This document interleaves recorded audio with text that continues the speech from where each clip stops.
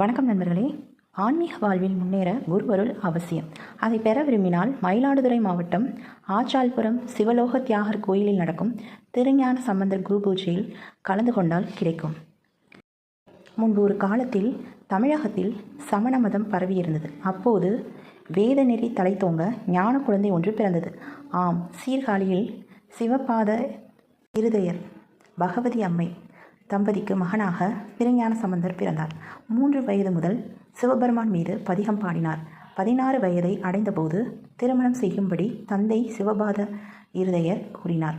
முதலில் மறுத்த ஞானசம்பந்தர் இதுவும் சிவனின் விளையாட்டே என சம்மதித்தார். நம்பியாண்டார் நம்பியின் மகள் ஸ்தோத்திர பூராம்பிகைக்கும் ஞானசம்பந்தருக்கும் திருமணம் நடைபெற்றது. வைகாசி மாத மூல நட்சத்திர நாளன்று சிவனடியார்கள் ஒன்று கூடினார்கள். திருநீலனக்க மணவிழா சடங்குகளை செய்தார்.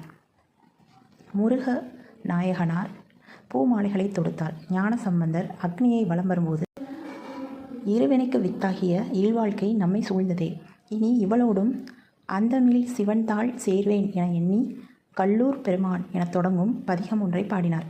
திருநீலகண்ட யாழ்ப்பாணர் யாழ் இசைத்தார்.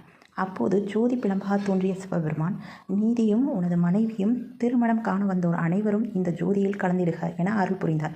இந்த காட்சியை கண்ட ஞானசம்பந்தர் மெய் சிலிர்த்து காதலாகி கசிந்து கண்ணீர் மல்கி என தொடங்கும் நமச்சிவாய பதிகம் பாடினார். இறுதியில் திருமணத்தை காண வந்த அனைவருக்கும் சிவலோகம் வழங்கி மனைவியுடன் சிவஜோதியில் கலந்தார் ஞானசம்பந்தர். இந்த பதிகம்தான் அவர் பாடிய கடைசி பதிகம். ஆண்டுதோறும் வைகாசி மூலத்தன்று இந்த வைபவம் திருவிழாவாக நடக்கிறது.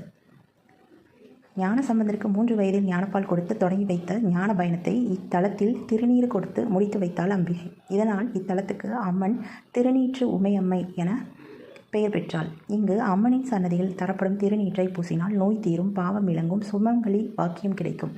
5 நிலை கொண்ட ராஜகோபுரத்துடன் கோயில் கம்பீரமாக காட்சியளிக்கிறது. இதையடுத்து நந்தி மண்டபம், நூற்றுக்கால் மண்டபம் உள்ளது. அங்கு ஞானசம்பந்தர் ஸ்தோத்திர பூராம்பிகையோடு மணக்கோலத்தில் காட்சி தருகிறார்.